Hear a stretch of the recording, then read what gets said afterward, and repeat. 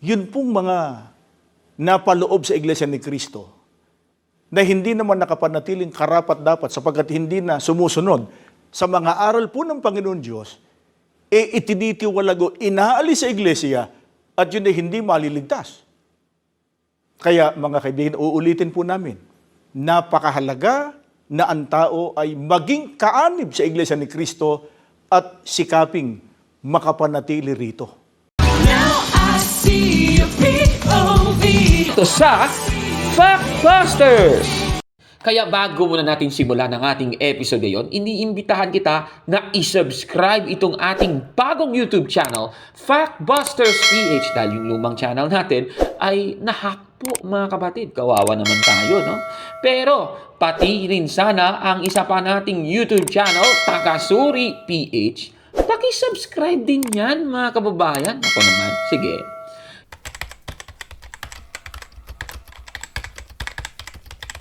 Magandang araw mga kapatid and welcome na naman sa isang bagong episode ng Factbusters PH.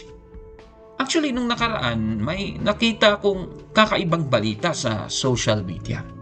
Siguro para ma-share ko rin sa inyo yung balita na aking nalaman. Ito, ipapakita ko sa inyo yung dalawang mukha. Sige. Sa tingin nyo kaya, sino bang celebrity couple na member ng Iglesia ni Cristo ni Manalo noon ang tiniwalag na? Sino kaya yon? Sige, comment nyo po sa baba.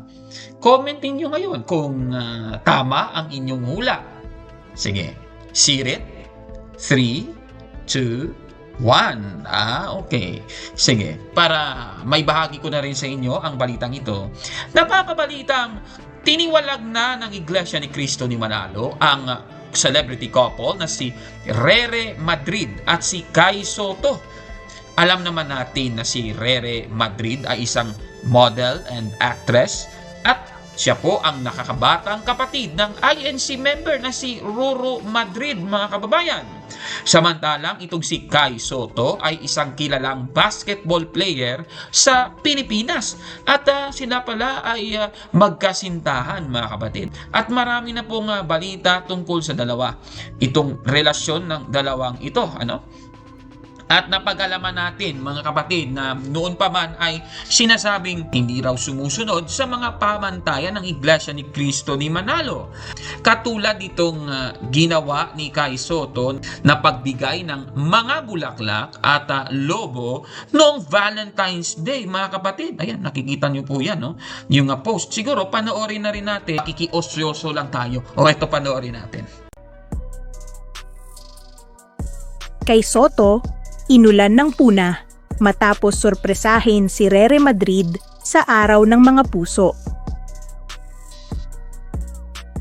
Hindi ikinatuwa ng ilang netizens, partikular na ng ilang miyembro ng Iglesia ni Cristo, ang naging Valentine's Day surprise ng basketball player na si Kay Soto para sa kanyang girlfriend na si Rere Madrid, isang kapuso sparkle artist. Noong Pebrero 14, ipinakita ni Kai kanyang pagmamahal kay Rere sa pamamagitan ng isang bonggang sorpresa na may kasamang bouquet of flowers at balloons. Agad namang ibinahagi ni Rere ang mga larawan ng kanyang natanggap sa kanyang Instagram account na may caption na, "Ginulat mo na naman ang mundo ko at Kizzy Soto." Gayunpaman, hindi ito pinalampas ng ilang netizens, lalo na ang ilang miyembro ng INC na nagbigay ng kanilang reaksyon ukol sa pagdiriwang ng Valentine's Day, isang selebrasyon na hindi kinikilala ng kanilang pananampalataya. Sa comment section ng kanyang post, may ilang nagsabing, "Wala! Hindi yan sumusunod sa aral ng Diyos." "Chick, may Valentine's kayo kapatid? Mas ginulat mo kami, sis." Isang netizen pa ang naghayag ng kanyang panghihinayang na nagsabing, "Nakakalungkot lang, madaming kapatid ang umiidolo sa inyo, tapos nakikitaan kayo ng ganyang paglabag." Para sa kaalaman ng publiko, si Rere Madrid ay kapatid ng kapuso aktor na si Ruru Madrid at ang kanilang pamilya ay kaanib ng Iglesia ni Cristo. Matapos ang kontrobersya, napansin ng ilang netizens na burado na ang nasabing Valentine's Day post ni Rere sa kanyang social media accounts. Sa kabila ng mga batikos, nananatiling tahimik sina Kai at Rere ukol sa isyong ito at hindi pa nagbibigay ng kanilang opisyal na pahayag. Samantala, patuloy pa rin ang usap-usapan sa social media tungkol sa naging reaksyon ng ilang miyembro ng INC sa kanilang pagdiriwang ng Araw ng Mga Puso. Ayan, so napanood po ninyo, yan po ang ginawa nung couple na ito. At napapabalita nga na tiniwalag na daw sila ng Iglesia ni Cristo ni Manalo ayon sa isang Reddit post o Reddit thread. Nakikita nyo sa screen. Sabi ni Chad Buok, confirmed news. Rere Madrid and Kai Soto expulsion. Sabi nga dito sa nasabi thread, di ko na po babasahin ng buo, pero yung babasahin natin itong portion na ito. Sabi dito, they read out the excommunications and the name Athena Madrid sounded kind of familiar to me, and it turned out to be Rere. And I asked my cousin who's in the same district as Kai Soto.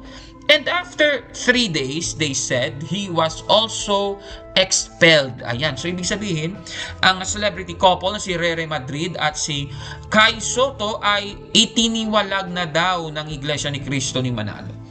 Kung totoo man ang balitang ito, ibig sabihin, mga kapatid, base na rin sa doktrina ng Iglesia ni Cristo ni Manalo, hindi na po sila maliligtas. Yan ang kanilang doktrina, ano? Para patunayan ang aking sinasabi ay babasahin natin. Una muna itong nasa The Iglesia ni Cristo, Church of Christ Today, page 6. Ang sabi, ganito. Hindi ililigtas ni Cristo ang sinuman sa labas ng Iglesia ni Cristo dahil labag ito sa batas ng Diyos. Katunayan sa aklat din na Fundamental Beliefs of the Iglesia ni Cristo ni Eranio Manalo sa page 154 ay ganito po ang sinasabi.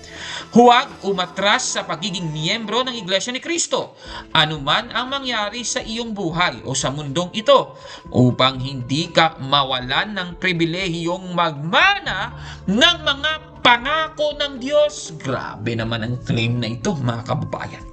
So, yan po.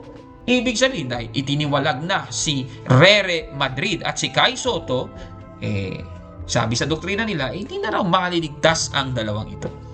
At ano ba ang batayan nila para sabihin hindi na sila maliligtas?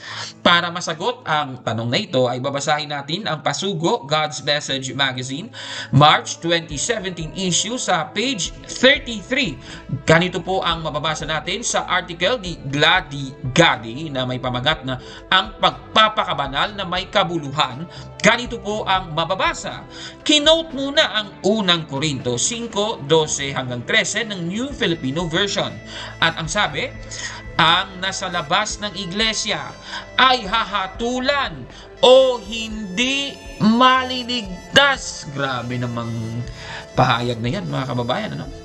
So, ibig sabihin, mula po sa nabasa natin, ang batayan ng mga taga-Iglesia ni Cristo ni Manalo para sabihin na hindi maliligtas ang mga nasa labas ng kanilang iglesia ay ang unang Korinto 5:12 hanggang 13.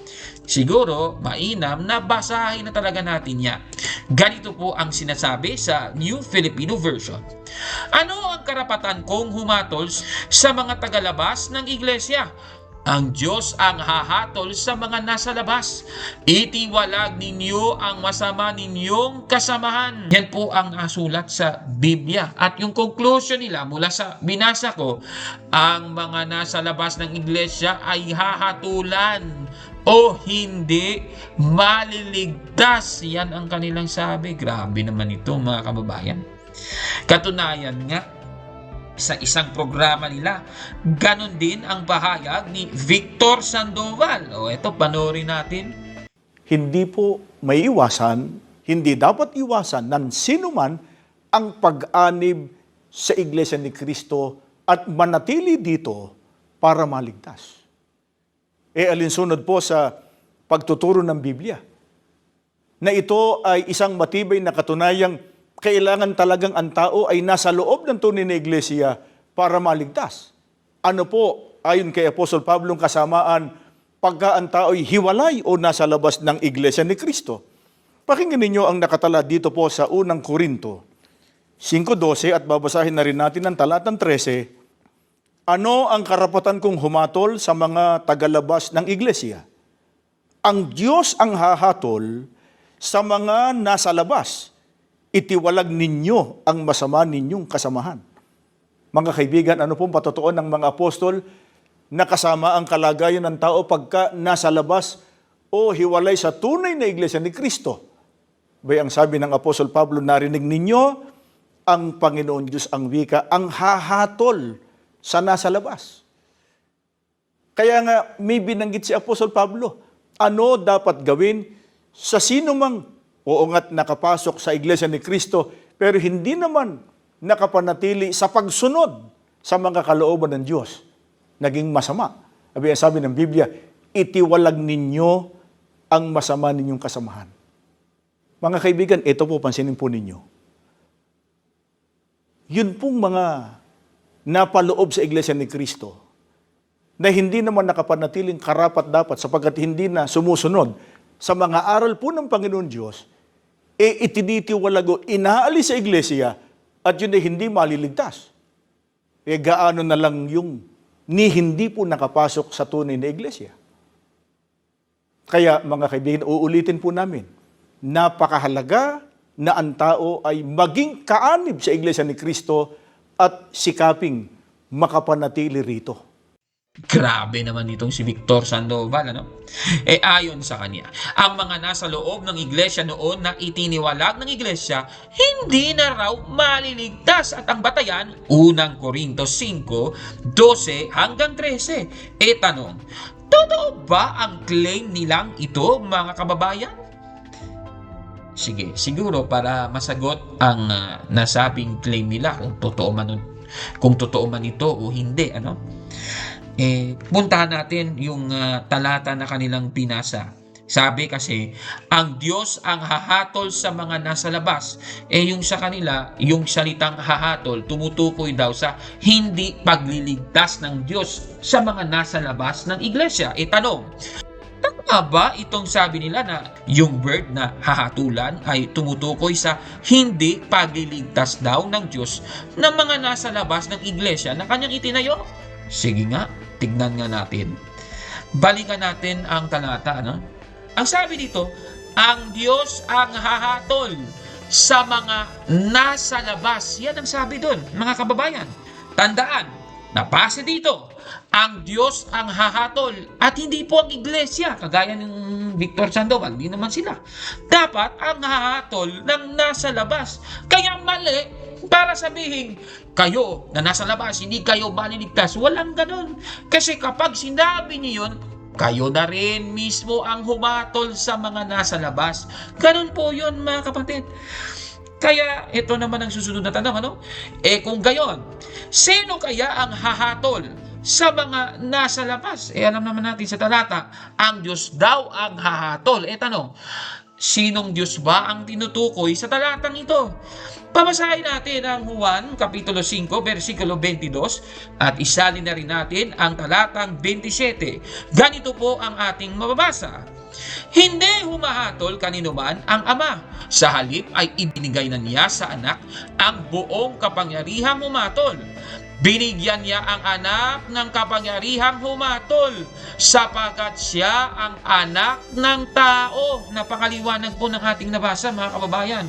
Ibig sabihin, si Kristo po ang tinutukoy ng Diyos sa unang Korinto 5:12 hanggang 13 na hahatol at hindi po ang Diyos Ama, mga kababayan.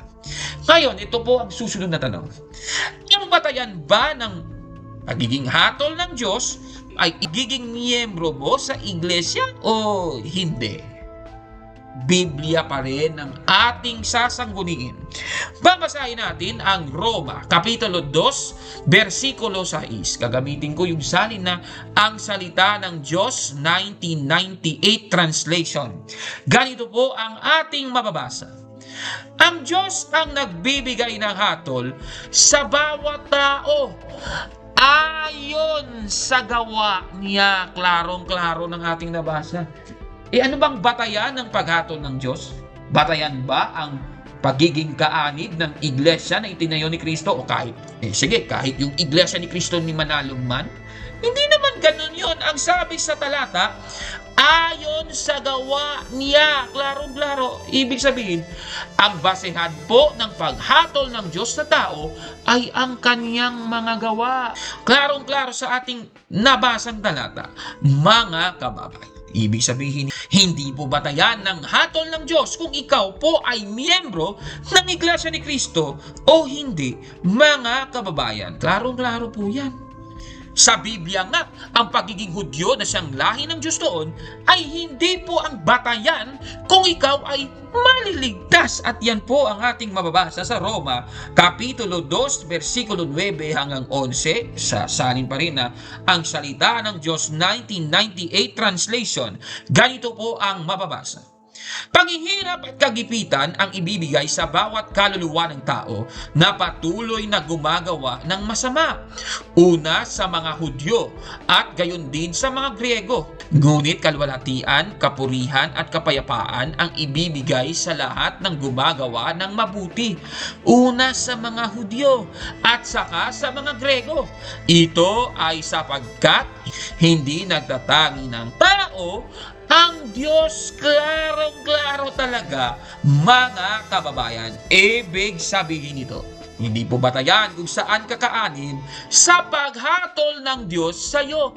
Ang batayan, ang iyong mga gawa. Klarong-klaro, mga kababayan. Yan po yung nasa Roma 2:6, mga kapatid. Katunayan nga, ang batayan nga, para pumunta ka sa dagat-dagatang nagdiningas ng apoy at asupre. Apokalipsis 21:8, masasamang gawa katulad ng pagiging duwag, katulad po ng mga ayaw sumasampalataya kay Kristo, yung gumagawa ng mga maruruming gawain, mga mamamatay tao, mga immoral, mga mangkukulam, mga sumasamba sa mga Diyos-Diyosan, pati yung lahat ng mga sinungaling, kagaya ng mga ministro ni Manalo na sila daw yung maligtas kahit sinungaling sila. Mali po yun, mga kababayan. Kung hindi nila pinagsisisihan ang mga ginagawang ito, syempre mapupunta sila sa lawang apoy at asupre, mga kababayan. Kaya mali po ang sinasabing hindi po maliligtas sa mga nasa labas ng Iglesia ni Kristo, mga kababayan. Ibig sabihin po dito, kung totoo man na itiniwalag na sina Rere Madrid at si Kai Soto, ibig sabihin, posible pa rin silang maligtas, mga kababayan. Yan po ang sinasabi ng banal na kasulatan, mga kapatid. Kaya itong sweeping conclusion ng mga taga-Iglesia ni Kristo ni Manalo na kesyo hahatol daw ang Diyos sa mga nasa labas, ang ibig sabihin daw nito hindi na raw maliligtas ang mga nasa labas. Grabe naman, ang tinding conclusion yan. At itong pahayag ng ministro ni Manalo na ano nga? Yun pong mga napaloob sa Iglesia ni Kristo na hindi naman nakapanatiling karapat-dapat sapagkat hindi na sumusunod sa mga aral po ng Panginoon Diyos, itinitiwalago, inaalis sa Iglesia at yun ay hindi maliligtas. Kaya mga kaibigan, uulitin po namin, napakahalaga na ang tao ay maging kaanib sa Iglesia ni Kristo at sikaping makapanatili rito. Ang masasabi ni Kabornok lahat yan, Pasted, yan, mali yan. Nako naman. Anong masasabi ninyo sa ating episode ngayon? Comment down below, mga kapatid. At kung like mo ang video na ito, paki-smash ng like button at mag-subscribe sa ating YouTube channel, Factbusters PH. Kaya wag maniwala sa sabi-sabi. Check muna kung fact nga talaga. Hanggang sa susunod na episode. Ako po si Kaborno at ito ang Factbusters. Nako, kawawa naman pala si Rere Madrid at si Kai Soto kung Itiniwalag man sila at tinisown na ng mga taga-iglesia ni Cristo ni Manalo at hindi pa raw sila maliligtas. Ano ba namang klaseng doktrina yan? Napakalupit naman yan. Naku naman. Mga kapatid, magandang araw po at kapayapaan ay maghari sa ating isipan at sa ating puso. At follow and subscribe, Factbuster PH at The Beloved Catholic sa Facebook page ni Kaburnok. At abangan nyo si Kaburnok, no? Dahil marami siyang i-reveal na mga maling aral at matutuhanan natin ang katotohanan. Dahil ang katotohanan ay magbigay sa atin ng tunay na kalayaan. God bless! I am